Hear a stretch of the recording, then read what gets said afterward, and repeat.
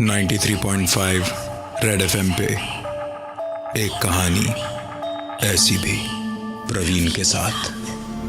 कहते हैं कि 1850 में बनी इस पेंटिंग को कोई भी 15 दिन से ज्यादा अपने पास रख नहीं पाया। इस पेंटिंग में एक बच्ची अपने हाथ में गुड़िया लिए घर के बरामदे से नीचे झांक रही है, जहां एक सड़क है और उस सड़क पर बहुत भीड़ है। मृत्युंजय प्रताप सिंह वो उन कुछ बिजनेसमैन में से थे जो बिजनेस में झूठ बोलना या कोई भी गलत वादे करना पसंद नहीं करते थे, और इन सब के साथ ही वो काफी दिलेर और निडर किस्म के इंसान थे। आर्ट एंड म्यूजिक का उन्हें बहुत शौक था। नई नई पेंटिंग्स, एंटिक्स, कॉन्सर्ट्स और पता नहीं किन किन चीजों का शौक था उन्हें। जहां जहां बिजनेस के सिलसिले में जाते थे एक घर खरीद लेते थे। मोरक्को का उनका घर वो जगह थी जहां वो साल में सबसे ज्यादा वक्त बिताते थे। उसी घर में एक दिन जब वो पहुंचे तो उनके हाथ में एक 3 करोड़ की पेंटिंग थी। नौकरों से कह के पेंटिंग अपने मास्टर बेडरूम में उन्होंने लगवाई। दिन भर की थकान के बाद जब मृत्युंजय सोने गए तो लेटने के कुछ देर बाद ही उठकर बाथरूम गए। फ्लश की आवाज जब बंद हुई तो पहले जैसा सन्नाटा नहीं था, बल्कि एक आवाज आ रही थी।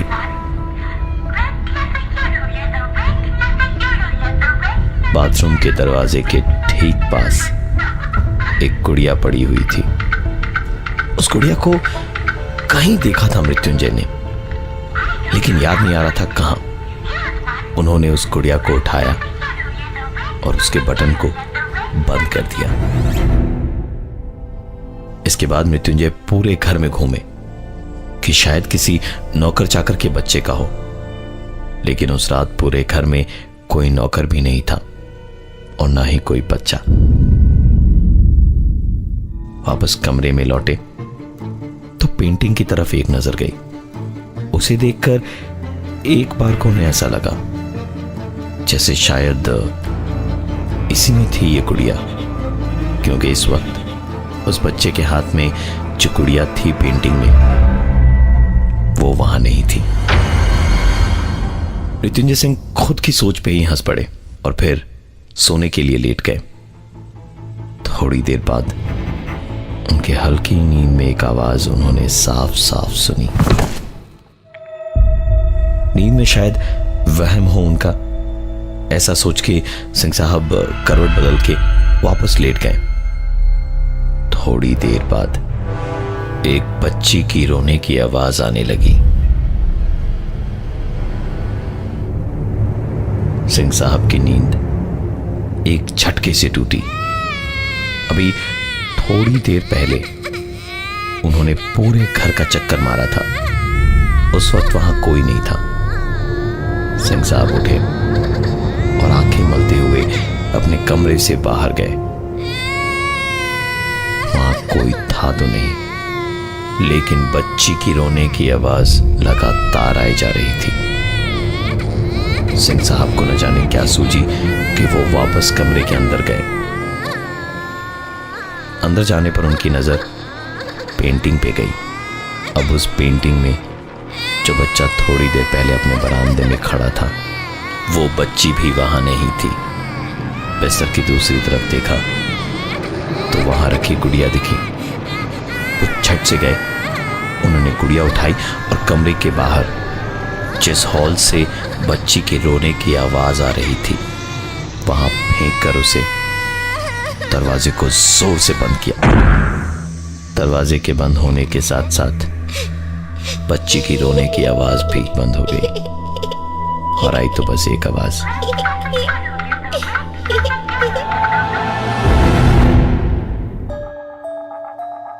93.5 रेड एफएम पे एक कहानी ऐसी भी प्रवीण के साथ।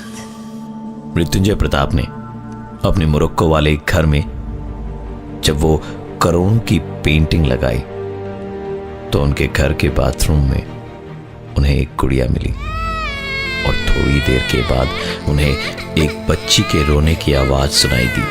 गौरतलब है कि हॉल की बत्ती जलाने के बाद भी बच्चे के रोने की आवाज लगातार आ रही थी, पर दिखाई कोई नहीं दे रहा था। वापस कमरे में लौटे तो देखा उस पेंटिंग से वो बच्ची और उसके हाथ में जो गुड़िया थी वो दोनों ही गायब थे। न जाने उनको क्या सूझी कि उन्होंने गुड़िया ली और अपने कमरे से बाहर हॉल में फेंक दी और कमरे के दरवाजे को बंद किया। जैसे ही दरवाजा बंद हुआ, बच्चे के रोने की आवाज भी बंद हुई और आई तो बस एक ही आवाज,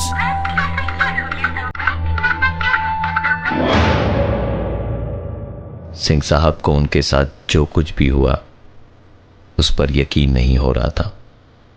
वो पेंटिंग की तरफ बस रात भर देखते रहे और कब उनकी आंख लगी उन्हें भी पता नहीं चला। सुबह उठ के पहली नजर उनकी पेंटिंग पे गई। पेंटिंग देखते ही कुछ देर सोच में पड़े रहे और उसके बाद खुद ही पे हंस पड़े कि इसका मतलब जो कुछ भी कल रात हुआ वो उनका सपना था, क्योंकि पेंटिंग में वो बच्ची और उसके हाथ में गुड़िया दोनों ही मौजूद थे। दिन भर में अपने बिजनेस का काम उन्होंने देखा और रात को एक बार फिर लौट के खा पी कर जब सोने का वक्त हुआ तो आंखें बंद करके थोड़ी देर सुस्ताए ही होंगे कि रात को एक बच्ची के खेलने की आवाज आने लगी। बिना वक्त गंवाए नजर उनकी पेंटिंग पर गई तो वो बच्चा और गुड़िया दोनों पेंटिंग में नहीं थे। पता नहीं उन्हें क्या सूझा कि उन्होंने पेंटिंग का मुंह दीवार की तरफ घुमा दिया, दरवाजे को बंद किया और चुपचाप सोने चले गए। सुबह जब अलार्म से नींद खुली तो देखा कि दरवाजा अभी भी अंदर से बंद था और दरवाजे के बगल में रखे सोफे पे एक बच्चा गुड़िया हाथ में पकड़े बैठा है। ये बच्चा एक बार उन्हें देखता और एक बार उस पेंटिंग को, एक बार उन्हें, एक बार उस पेंटिंग को, एक बार उन्हें, एक बार उस पेंटिंग को, एक बार उन्हें, उस पेंटिंग को। करीबन 1 मिनट तक यही सिलसिला चलता रहा। वो 1 मिनट शायद सिंह साहब की जिंदगी का सबसे लंबा 1 मिनट था। वो उठे और पेंटिंग उन्होंने वापस घुमा दी और पलट के देखा तो जो बच्चा अब तक गुड़िया हाथ में लिए सोफे पर था वो वहां मौजूद नहीं था। वापस घूमकर पेंटिंग की तरफ देखा तो बच्चा और गुड़िया पेंटिंग में वापस आ गए थे। सिंह साहब ने 1 मिनट भी बर्बाद नहीं किया। जिस ऑक्शन से उन्होंने पेंटिंग खरीदी थी वहां उन्होंने फोन किया तो उधर से बस एक ही जवाब मिला, अभी तो बस 2 दिन हुए हैं, 16 दिन के बाद बात कीजिएगा। सारा दिन उस पेंटिंग के बारे में पता लगाने में चला गया लेकिन कोई फायदा नहीं हुआ। रात को वापस खाना खा के सिंह साहब आज सोने नहीं गए बल्कि कमरे की बत्ती जलाकर बैठे रहे। पूरे घर के नौकरों को उन्होंने छुट्टी दे दी थी और जलती लाइट्स के बीच में बैठे सिंह साहब काफी देर तक उस पेंटिंग को लगातार देखते रहे और आखिरकार उन्हें एक झपकी आई। झपकी लगते के साथ ही एक आवाज से उनकी आंख खुली। सबसे पहली नजर वापस उसी पेंटिंग पे गई। पूरी पेंटिंग खाली थी, ना ही वो गुड़िया, ना ही वो बच्चा, और ना ही बरामदे से नीचे दिखती वो सड़क जहां पर कई सारे लोग थे। 93.5 रेड एफएम पे एक कहानी ऐसी भी, प्रवीण के साथ। मृत्युंजय प्रताप सिंह एक बहुत ही सक्सेसफुल बिजनेसमैन थे जो मोरक्को के अपने घर में एक पेंटिंग लेकर आए तो उनके साथ कुछ ऐसी चीजें हुई जिनसे उनकी रातें बदल गई। रात होते ही उस पेंटिंग में बनी बच्ची और गुड़िया पेंटिंग से बाहर दिखने लगते और आज तो हद ही हो गई क्योंकि कुछ अजीब सी आवाजों के साथ उनकी नींद टूटी। उठ के कमरे से बाहर निकले तो कोई दिखा ही नहीं, पर आवाज बहुत जोर से आ रही थी, मानो जैसे वो जहां खड़े हैं बस उनके बगल में ही सब कुछ हो रहा हो, लेकिन वो कुछ भी नहीं देख पा रहे थे। पलटकर जब वो वापस कमरे में गए तो पेंटिंग पर नजर पड़ी जो पूरी की पूरी खाली थी। कोई कितना भी बहादुर और शेर दिल क्यों ना हो, हर चीज की एक हद होती है और वो हद पार हो चुकी थी। सिंह साहब अपनी आंखों के सामने इस पूरे नजारे को देखकर बेहोश होकर जमीन पर गिर पड़े। सुबह नौकर जब कमरे में आए तो सिंह साहब फर्श पर बेहोश मिले। काफी देर की मशक्कत के बाद जब उन्हें होश में लाया गया तो उठते के साथ पहली चीज जो उन्होंने देखी वो थी पेंटिंग। सुबह की रोशनी में पेंटिंग एक बार फिर पहले जैसी थी।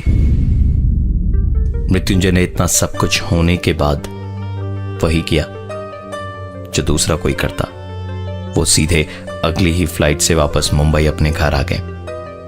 मुंबई में उनका एक पेंट हाउस अपार्टमेंट था, एक 20 माले की हाई राइज बिल्डिंग पे। मृत्युंजय घर पहुंच के खुश थे कि अब कोई ऐसी चीज नहीं होगी जिससे उन्हें ज्यादा परेशानी हो।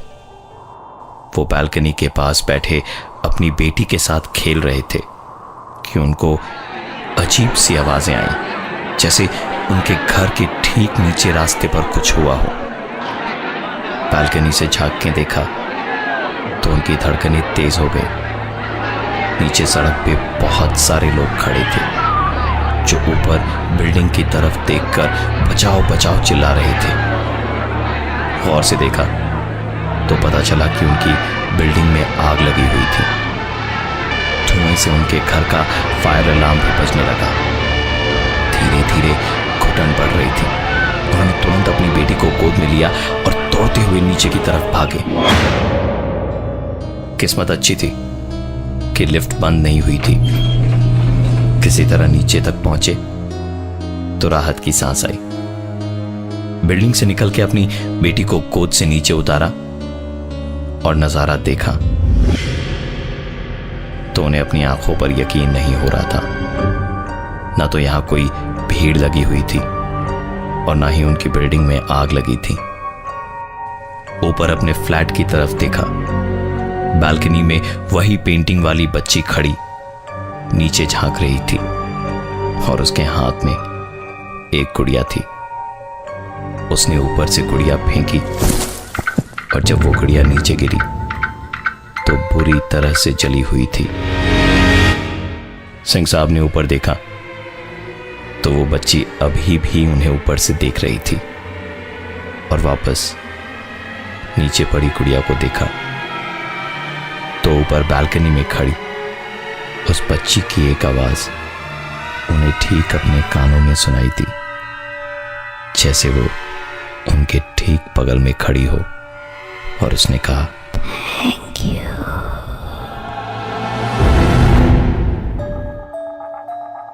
93.5 रेड एफएम पे एक कहानी ऐसी भी, प्रवीण के साथ। मृत्युंजय सिंह ने पेंटिंग खरीदने के बाद कभी नहीं सोचा था कि वो पेंटिंग ऐसी होगी। उसमें बनी बच्ची और उसके हाथ में जो गुड़िया थी वो रात होते ही उस पेंटिंग में ना होकर जिंदा हो जाते थे। और सुबह वापस पेंटिंग में होते। जब इन सब से परेशान होके उस पेंटिंग को अपने मोरक्को वाले घर में छोड़कर वापस मुंबई आए तो उनके 20 माले के फ्लैट से जान बचा के नीचे भागे, क्योंकि बिल्डिंग में आग लग गई थी। पर नीचे पहुंच के जब ऊपर देखा तो बिल्डिंग में कहीं आग नहीं लगी हुई थी और बालकनी में वो बच्ची गुड़िया लिए खड़ी थी। उसने ऊपर से ही वो गुड़िया फेंकी। जो सिंह साहब ने उठाई तो पाया कि वो बुरी तरह से जली हुई थी। सिंह साहब को पता नहीं क्या सूझा। उन्होंने तुरंत अपनी फ्लाइट के टिकट्स बुक करवाई और वापस मोरक्को पहुंचे। इस बार शायद उन्हें पता था कि करना क्या है। देर रात वो बस उस क्षण का इंतजार कर रहे थे। जैसे ही उनकी आंख लगी तो एक पुरानी आवाज से उनकी नींद टूटी। पूरे घर में जैसे कोई बाजार लगा हो और बाजार की आवाजों के साथ साथ कमरे के आखिर में एक कोने में बैठी वही बच्ची अपनी गुड़िया के साथ खेलते हुए दिखी। सिंह साहब ने ये सारी चीजें इसके पहले भी देखी थी और महसूस की थी। सिंह साहब दौड़ते हुए अपने कमरे से बाहर गए तो ऐसा लग रहा था जैसे सारी चीजें उनकी आंखों के सामने ही हो रही है, पर वो किसी को देख नहीं पा रहे थे। पलटकर दोबारा अपने कमरे में गए तो देखा दीवार पर लगी पेंटिंग पूरी की पूरी सफेद थी। सिंह साहब ने कमरे में रखा एक कपड़ा उठाया और पेंटिंग पे घिसना शुरू किया, पर इसका कोई फायदा नहीं हुआ। पेंटिंग अभी भी वैसी ही थी जैसे पहले थी। सिंह साहब ने इधर उधर देखा। जब कुछ समझ नहीं आया तो पास ही रखी पानी की एक बोतल उठाई और पूरा पानी उस पेंटिंग पे उड़ेल दिया। पानी पेंटिंग पे फेंकते ही ऐसी आवाज हुई जैसे जलते तवे पर पानी फेंका हो किसी ने। बाजार की सारी आवाजें, उस बच्ची और उसके खिलौने की कोई आवाज अब नहीं थी। पूरे कमरे में बस धुआं ही धुआं भर चुका था। कुछ जलने की बू बहुत तेज आ रही थी उस धुएं में। और इन सब के बीच सिंह साहब की शर्ट किसी ने धीमे से खींची।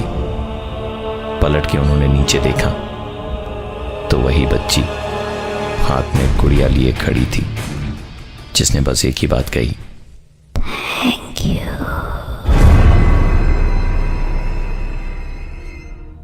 सिंह साहब ने धुएं में आंखें मली और आंखें खोली तो वो बच्ची वहां नहीं थी और ना ही कोई आवाज थी। उसी सन्नाटे में पलट के देखा तो पेंटिंग बिल्कुल पहले जैसी थी। उस घटना को आज 6 साल हो गए हैं। वो पेंटिंग सिंह साहब मोरक्को से अपने मुंबई वाले फ्लैट में ले आए और उस दिन के बाद से आज तक ऐसी और कोई घटना। पेंटर ने अपनी आंखों से सड़क पे खड़े होकर ऊपर ताकते हुए उस बच्ची को देखा था जो वहां बालकनी में खड़ी अपनी जान बचाने की गुहार लगा रही थी, पर उसकी बिल्डिंग में इस कदर आग लगी हुई थी कि कोई कुछ नहीं कर पाया। पेंटर की इसी कल्पना ने शायद कुछ पुराने जख्मों को हरा कर दिया था जो सिंह साहब की मदद से खत्म हुई। मैं हूं प्रवीण और ये थी आज की एक कहानी ऐसी भी। 93.5 रेड एफएम पे एक कहानी ऐसी भी प्रवीण के साथ। 93.5 रेड एफएम बजाते रहो।